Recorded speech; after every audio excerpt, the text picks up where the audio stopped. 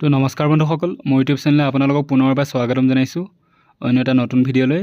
আৰু ইতিমধ্যে আপোনালোকে গম পাইছে যে 15 তাৰিখে এক্সাম হ'বলৈ গৈ আছে, ছেপ্টেম্বৰ 15 তাৰিখে ADRE এক্সাম। তো তাৰ এডমিট আজি প্ৰকাশ কৰা হৈছে। বিভিন্ন ধৰণৰ ৱেবছাইটবিলাক আছে, মই লিংকত আপোনালোক দি দিম, ডেছক্ৰিপশ্যনত লিংকটো দি দিম। তাৰ পৰা আপুনি ডাইৰেক্ট ডাউনলোড কৰিব পাৰিব। যিবিলাকে গ্ৰেড 3 পষ্টৰ বাবে এপ্লাই কৰিছিল তেওঁলোকৰ বাবে এডমিটখন আজি পাব্লিছ কৰা হৈছে। আৰু গ্ৰেজুৱেট লেভেলৰ এতিয়ালৈ পাব্লিছ হোৱা নাই, গোটেইখিনি assamkriya.com তাৰ ডিটেইলছবিলাক দিয়া হৈছে। তো চিধা আপোনালোকে এনেকৈ assamkriya.com যিকোনো এটা ৱেবছাইটত গৈ এনেকৈ চাব পাৰে। আকৌ এবাৰ গোটেই নটিছখন আপোনালোকে পঢ়ি চাব পাৰে। তো এক্সাম ডেট হায়াৰ ছেকেণ্ডেৰী লেভেলৰ 15 তাৰিখে এক্সাম হ'ব, এইটো 15 ছেপ্টেম্বৰ 2024। আৰু যিটো তাৰ এডমিট কাৰ্ডখন আজি ৰিলিজ কৰা হৈছে, অৰ্থাৎ 2 ছেপ্টেম্বৰ 2024।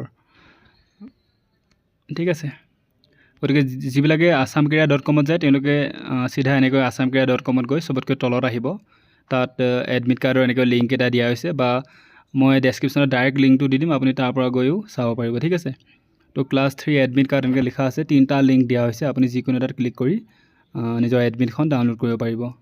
তো লিংক 2টোত মই ক্লিক কৰি দিলোঁ। তো এনেকৈ এটা পেজ খোলা যাব, মই ডাইৰেক্ট ইয়াৰ লিংকটো দি দিম যাতে আপুনি ক্লিক কৰাৰ লগে লগে এইটো পেজ খোলা যায়। assamkriya.com নোযোৱাকৈ আপুনি ডাইৰেক্ট এনেকৈ খুলিব পাৰিব, বা যিবিলাকে assamkriya.com গৈ পেলাই যায় তেওঁলোকে এইটো প্ৰচেছত আগুৱাই যাব। ঠিক আছে, তো ডাইৰেক্ট লিংকটো ক্লিক কৰাৰ লগে লগে এনেকুৱা এটা পেজ খোলা যাব। ইয়াত দেখিছেনে পেপাৰ 3 SSLC লেভেল পোষ্ট।